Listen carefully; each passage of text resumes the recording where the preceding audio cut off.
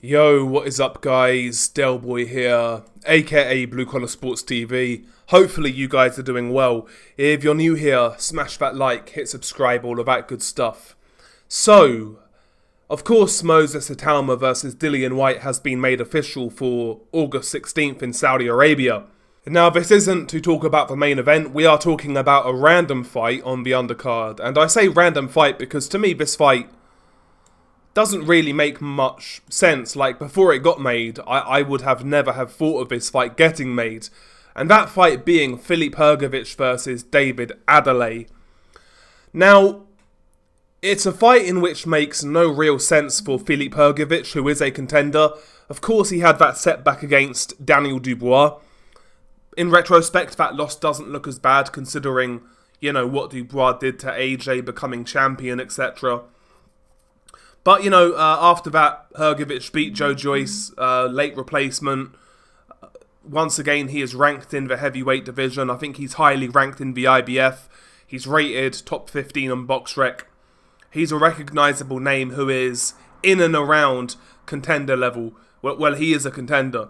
David Adeleye, on the other hand, is a guy who is barely domestic level proven in the UK.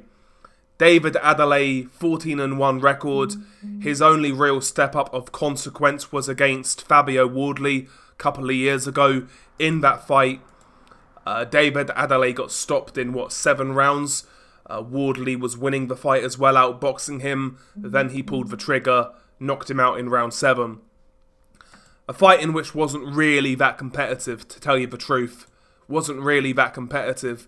And since then, you know, he beat Solomon Dakers for the English title, and he's had a controversial win over Jamie TKV for the British heavyweight title. That fight was bogus, by the way. The stoppage was horrendous.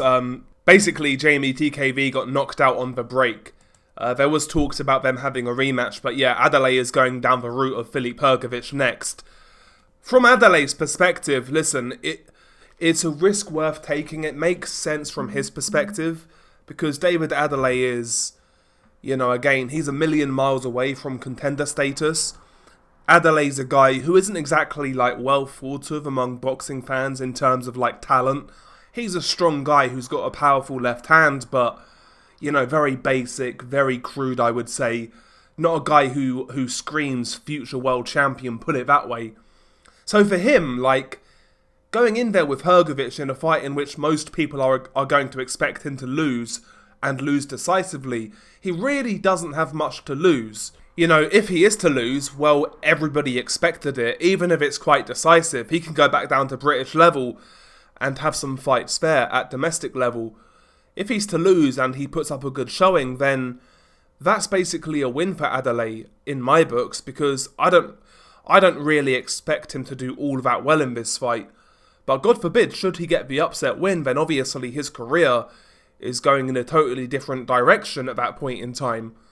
So for Adeleye, this fight really has no downside, in my opinion. I think it's a risk worth taking. He's 29, 30 years old, 28 years old, Adeleye. Why not take this risk? Why not? If you win, you become ranked, you become quite highly ranked, your profile raises, and your name is in there for big fights. But if he's to lose, as expected I would say, then he can go back down to domestic level, but even if he loses and does okay, then again his reputation is enhanced.